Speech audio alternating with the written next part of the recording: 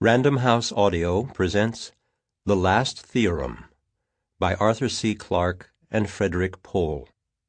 Read for you by Mark Bramhall. The First Preamble. Arthur C. Clarke says, "The incidents at Pearl Harbor lay in the future, and the United States was still at peace when a British warship steamed into Nantucket with what was later called the most valuable cargo ever to reach American shores. It was not very impressive, a metal cylinder about an inch high, fitted with connections and cooling fins. It could easily be carried in one hand. Yet this small object had a strong claim to being responsible for winning the war in Europe and Asia, though it did take the atom bomb to finish the last of the Axis powers off. That just-invented object was the cavity magnetron. The magnetron was not, in principle, a new idea. For some time it had been known that a powerful magnetic field could keep electrons racing in tight circles, thus generating radio waves. However, this fact remained little more than a laboratory curiosity until it was realized that those radio waves could be used for a military purpose. When it had such a military use, it was called radar. When the American scientists working at the Massachusetts Institute of Technology received that first device, they subjected it to many tests. They were surprised to find that the magnetron's power output was so great that none of their laboratory instruments could measure it. A little later, powering the giant antennae that had quickly been erected along the Channel coast, that British radar did a fine job of spotting the Luftwaffe's myriad warplanes as they formed up to attack England. Indeed, radar was responsible, more than any other one thing, for allowing the Royal Air Force to win the Battle of Britain. It was soon realized that radar could be used not only to detect enemy aircraft in the sky, but to make electronic maps of the ground over which a plane was flying. That meant that even in total darkness or complete overcast, the land below could be imaged in recognizable shape on a cathode ray tube, thus helping navigation and bombing missions. And as soon as the magnetron was available at MIT, a team headed by future Nobel laureate Luis Alvarez asked the next question: can't we use radar to land aircraft safely, as well as to shoot them down? So began GCA, or Ground Controlled Approach, the landing of aircraft in bad weather using precision approach radar. The experimental Mark I GCA used two separate radars, one working at 10 centimeters to locate the plane's direction in azimuth, and the other, the world's first 3-centimeter radar, to measure height above ground.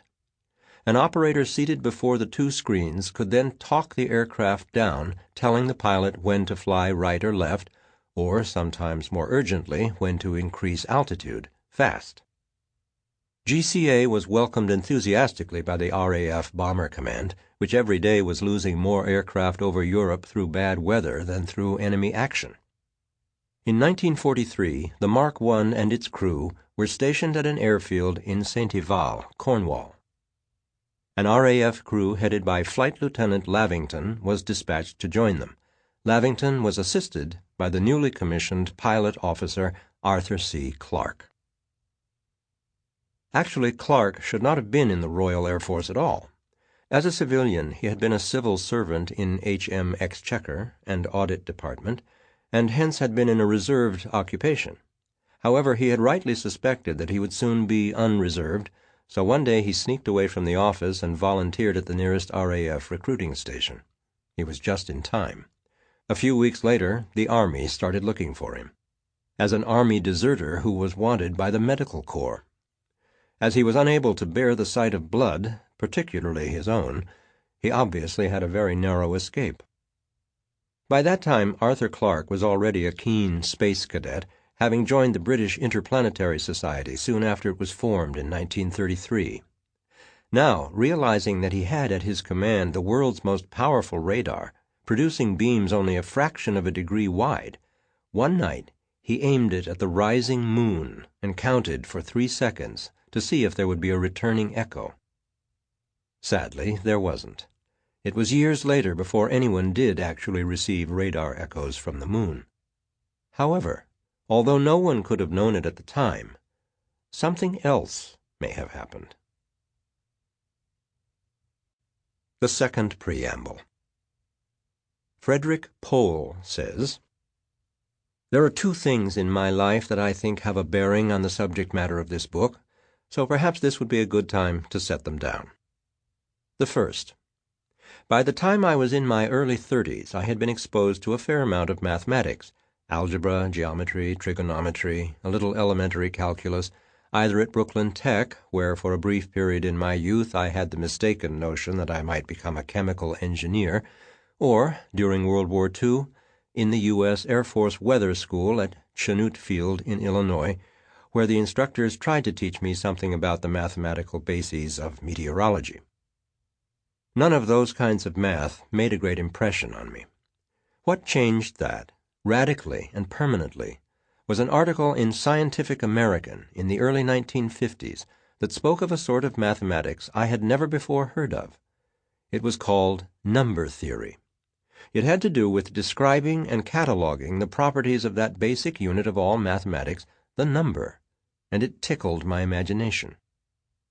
I sent my secretary out to the nearest bookstore to buy me copies of all the books cited in the article, and I read them, and I was addicted.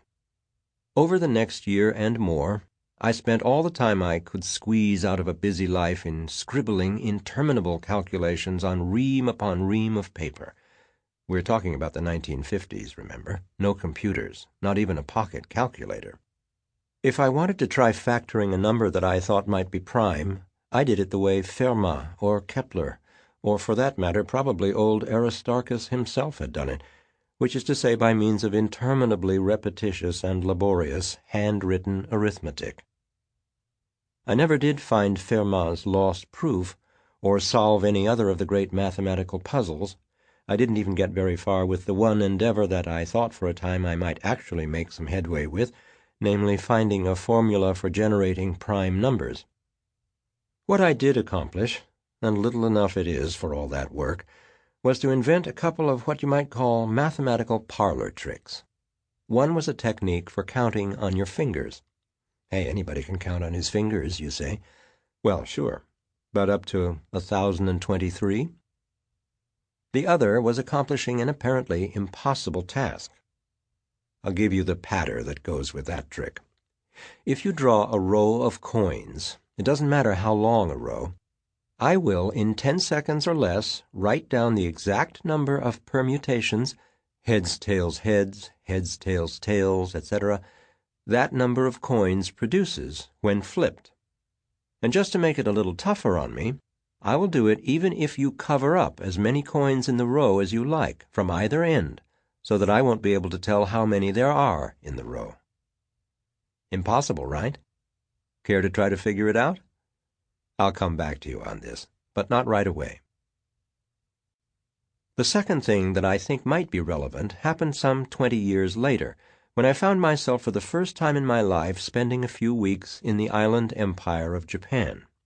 I was there as a guest of Japanese science fiction fandom, and so was Brian Aldiss, representing Britain, Yuli Kagarlitsky, representing what was then still the Union of Soviet Socialist Republics, Judith Merrill, representing Canada, and Arthur C. Clarke, representing Sri Lanka and most of the rest of the inhabited parts of the earth.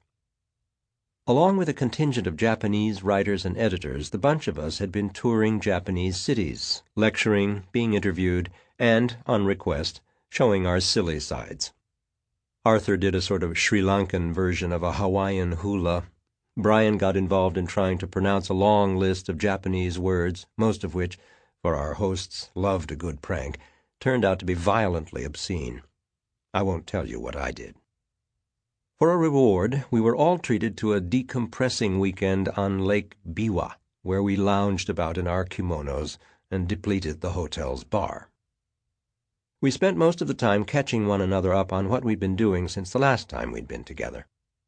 I thought Judy Merrill had the most interesting story to tell. She had come early to Japan and had sneaked a couple of days in Hiroshima before the rest of us had arrived. She was good at describing things, too, and she kept us interested while she told us what she had seen. Well, everyone knows about the twisted Sample complete. Ready to continue?